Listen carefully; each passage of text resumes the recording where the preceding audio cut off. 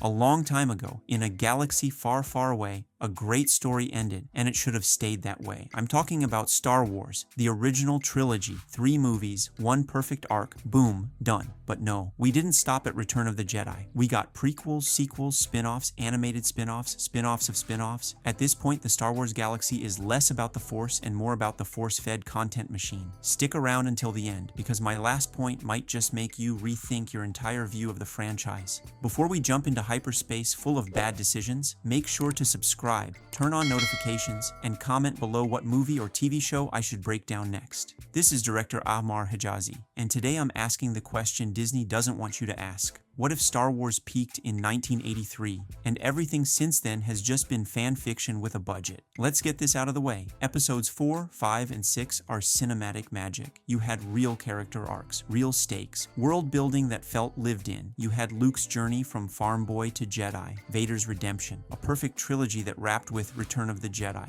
a bittersweet, satisfying, complete ending. It ended with hope, peace, Ewoks dancing. What more do you need? But then, someone looked at all that and said, you know what this needs? Taxation disputes and midichlorians? Episodes 1 to 3 were George Lucas with unlimited power and zero resistance. And look, I respect the ambition. World building, a galactic fall from grace, a political tragedy. But execution? Oof, we got Jar Jar Binks, who feels like he escaped from a cereal box. Anakin's acting, which ranges from wooden to weirdly aggressive. Dialogue so clunky it could dent a lightsaber. I don't like sand, lives rent-free in my cringe folder. And the visuals? All green screen. It looked less like Star Wars and more like a PlayStation 2 cutscene marathon. Yes, there were good ideas in there, but they're buried under exposition dumps, cartoon physics, and the absolute murder of mystery around Vader. Then came the sequels, or as I like to call them, creative ping pong. The Force Awakens, a safe reboot, basically a remix of A New Hope. The Last Jedi, Let the Past Die.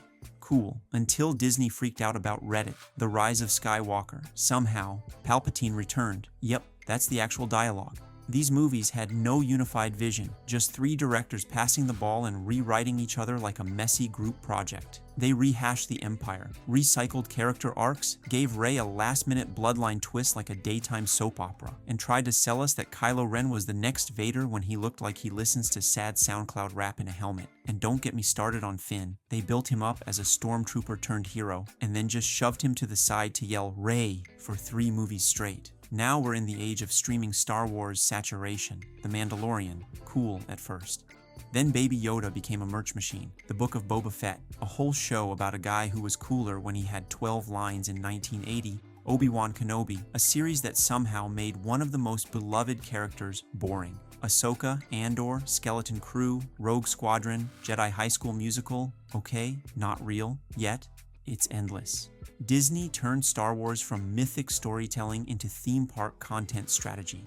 Each show feels like it's made to set up a cameo. Each season ends not with closure, but with a trailer for the next thing. You're not watching stories, you're watching advertisements for the next subscription cycle. Okay, here's what I need you to hear. Star Wars is no longer a story, it's an ecosystem, and ecosystems don't end, they expand endlessly, not because there's more to say, but because they can't afford to stop. The original trilogy was about growth, failure, redemption. Now, it's just a galaxy where nothing stays dead, nothing ends, and nobody learns anything because the story can't afford to grow up. The Force has become a brand, and once that happens, the story becomes fan service dressed as prophecy. There's no more magic, just content. So, should Star Wars have ended in 1983? Honestly, yeah. The galaxy far, far away had the perfect send-off, and instead of letting it rest, we've poked, prodded, rebooted, and reskinned it for 40 years straight. This was director Ammar Hejazi, and if you made it this far without pulling a lightsaber on me, I salute you.